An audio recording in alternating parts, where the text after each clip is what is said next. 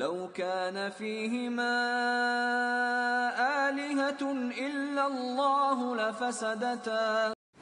Bismillahirrahmanirrahim. Assalamualaikum warahmatullahi wabarakatuh. Tubuh kita, alam semesta, dan kehidupan di bumi ini merupakan sebuah sistem yang sangat rumit dan kompleks. Jika sistem ini terganggu keseimbangannya, maka akan muncul masalah-masalah berkepanjangan yang tidak kunjung usai. Berbagai macam bencana yang semakin intensif, permasalahan pengelolaan sampah, pencemaran, kemacetan lalu lintas, permasalahan politik dan hukum yang makin kusut, permasalahan pendidikan yang belum menemukan titik terang, adalah beberapa contoh terganggunya keseimbangan sistem akibat rendahnya pola pikir dan perilaku sistem.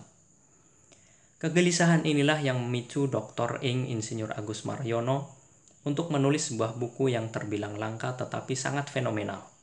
Sebuah buku berjudul Pola Pikir Sistem yang diterbitkan oleh Gajah Mada University Press setebal 121 halaman.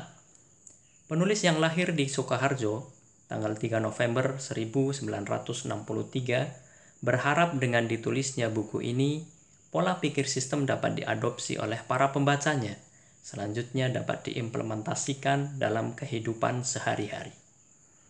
Buku yang diberi pengantar oleh Dr. Gatot Hari Priyowiryanto ini terdiri dari 5 bab inti yang didahului dengan pembahasan tentang latar belakang dan benang merah berpikir sistem. Bab pertama yang disajikan oleh penulis yang notabene pernah meraih prestasi sebagai pelajar teladan SMA Negeri Sukoharjo pada tahun 1982 ini adalah pola pikir asistemis yang merupakan negasi dari pola pikir sistemis. Pola pikir ini masih umum dipakai dalam berbagai penyelesaian masalah dalam kehidupan sehari-hari, sehingga jangankan bisa mendapatkan solusi secara tuntas, alih-alih permasalahan justru semakin runyam. Pola pikir asistemis yang dibahas dalam buku ini terdiri dari pola pikir sektoral yang menekankan analisis dan penyelesaian masalah secara bidang per bidang. Pola pikir temporal yang berusaha mengedepankan solusi hanya pada waktu tertentu. Pola pikir pragmatis yang fokus pada penyelesaian masalah jangka pendek. Pola pikir insidental yang mengarah pada solusi suatu kejadian tertentu. Pola pikir tekstual yang mengacu pada apa yang tersurat. Pola pikir kontekstual yang mendasarkan pada apa yang tersirat, pola pikir parsial yang menyederhanakan masalah menjadi bagian-bagian kecil, dan pola pikir integralistik yang mencoba menganalisis dan menyelesaikan masalah dengan cara mengaitkan problema satu dengan problema lainnya secara logis dan realistis. Setelah membahas pola pikir asistemis, penulis yang merupakan alumni Teknik Sipil UGM mencoba mengulas pembahasan inti pada bab 2, yaitu pola pikir sistem atau berpikir sistemis, yang dibagi menjadi 3 poin penting, yaitu pengertian sistem, ciri-ciri sistem, dan struktur sistem. Definisi yang dibawakan penulis pada bab ini dibagi menjadi 2, yaitu definisi sederhana dan definisi sempurna. Definisi pertama memaknai sistem sebagai interaksi dari kumpulan elemen yang saling berhubungan satu sama lain.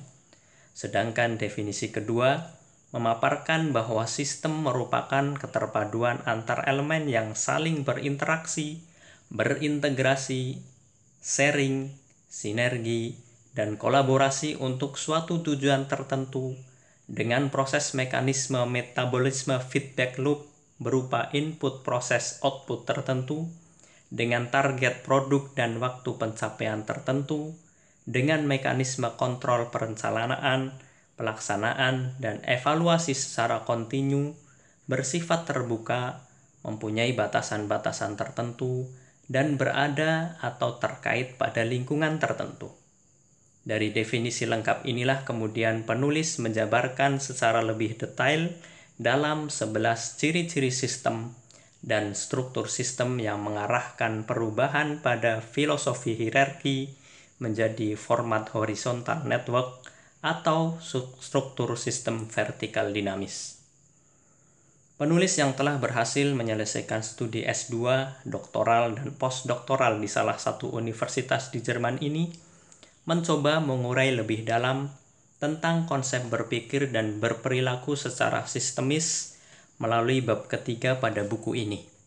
Subbab yang diuraikan meliputi hubungan sistem dan lingkungan sebagai input proses output, sistem dalam keseimbangan atau zero-sum game, konsep daya dukung sistem, metabolisme sistem, sampah sistem, lingkungan sistem, inti sistem, konsep interaksi, dunia pikir, dunia nyata, planner, implementator, monitoring, evaluator, arena, agenda, prioritas, faktor pengungkit sistem, dan simulasi.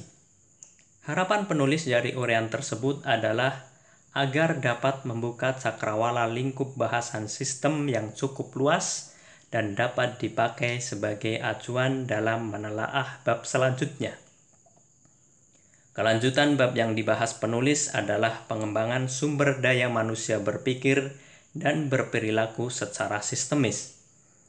Sumber daya manusia yang berpikir, berperilaku, dan berkarya secara sistemis adalah sumber daya manusia yang memiliki pengertian, pemahaman, dan pengamalan dalam menganalisis, menarik benang merah penyebab permasalahan, mencari alternatif solusi, memonitor implementasi, dan mengevaluasi hasil implementasi, serta selalu menggunakan logika berpikir sintetis, organismik, dan holistik. Pengembangan berpikir sistemis dilakukan mulai pada tingkat individu, tingkat anak dan remaja, tingkat mahasiswa dan dosen, dan pada tingkat masyarakat. Implementasi lebih jauh dari pengembangan konsep sistem dapat diterapkan dalam pembangunan pertanian dan pembangkit listrik tenaga mikrohidro, dan dalam pembangunan bidang-bidang lain yang relevan dengan kompetensi masing-masing individu. Satu contoh pengembangan konsep sistem dalam pembangunan bidang budidaya perikanan adalah konsep teknologi struktur, teknologi penyelamatan ikan, dan teknologi peringatan dini untuk kolam budidaya ikan tradisional di sepanjang bantaran sungai.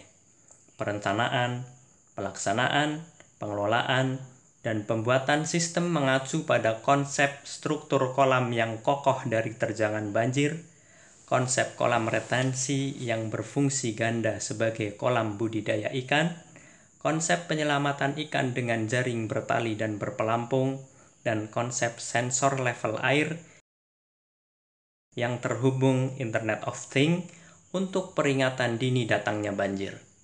Konsep keterkaitan teknologi yang saling berinteraksi dan bersinergi merupakan kesatuan sistem yang saling mendukung satu sama lain. Outputnya akan memberikan dampak positif bagi kesejahteraan masyarakat pembudidaya ikan dan perbaikan lingkungan daerah aliran sungai. Pada bab terakhir, penulis yang telah berkecimpung dalam dunia pendidikan sebagai dosen, PLT 2 Ketua Program Studi Magister, dan juga sebagai dekan, mencoba mengangkat tema pengembangan program S2 dengan konsep kesisteman. Bab ini menjelaskan bagaimana konsep sistem dapat diterapkan dalam mengembangkan suatu institusi organisasi, dalam hal ini pengembangan program S2. Program S2 yang disusun dengan konsep sistem akan menghasilkan output dan outcome yang sangat jauh berbeda jika dibandingkan dengan program biasa. Lulusannya akan dapat menguasai konsep sistem untuk diaplikasikan pada bidang terkait sesuai kompetensinya, sekaligus mampu secara real menganalisis, mengoptimalisasikan, merancang, dan mengimplementasikan konsep sistem ke dalam problem terkait, sekaligus menguasai seluruh kaidah-kaidah sistem seperti memahami visi, misi, strategi, bersinergi, paham proses metabolisme, paham proses perencanaan sistemis, paham pentingnya tujuan, target, dan waktu, paham sharing, paham networking, paham elemen sistem, paham struktur sistem, paham lingkungan sistem, paham zero-sum game konsep, paham input-output-outcome proses, paham mengelola sistem, dan paham attitude sistem. Pada bagian penutup, penulis menyimpulkan bahwa pendekatan kesisteman merupakan pendekatan bersifat universal yang dapat diterapkan dalam segala bidang, baik dalam kelompok masalah keteknikan dan sains maupun masalah-masalah sosial, ekonomi, dan budaya. Bahkan, masalah keagamaan dirasa juga dapat dianalisis dan dikembangkan dengan pendekatan kesisteman ini.